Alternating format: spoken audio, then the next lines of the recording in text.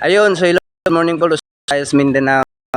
Shout out pala ako dyan sa nagmamagandang loob na nagbigay ng panggasolina para ako ay makahanap ng Diyan nagmamagandang loob po itong tao na to na taga OFW na Taiwan siya ngayon.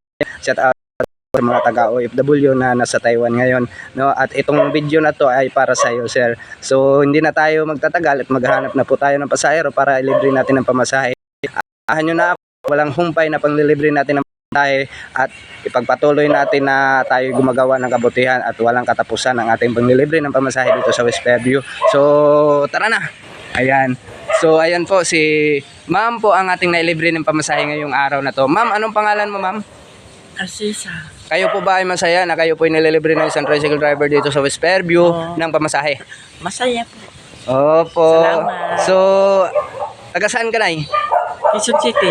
Oh, wala ka bang mga mahal sa buhay? Batiin mo na yung mga mahal sa buhay na eh. Widow na ako. Widow na.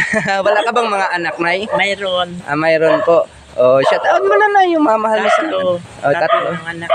Sa anak po ni nanay, ingat po kayo palagi at magdasal po tayo palagi.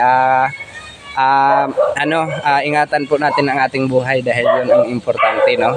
Ayan. Nay, wala na po kayong asawa? Matagal na pong patay? 3 years na. 3 years na po? Ay, sus, no? Kaya nga, maghanap buhay rin ako.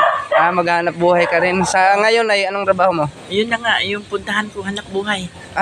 Talaga po. Tawagan ko nga saan yun. Yan ba bahay nila? Opo, sige, Nay, marami pong salamat, no? Ingat lang po kayo palagi, no? Okay, salamat. Sige po. Bye-bye. Bye-bye.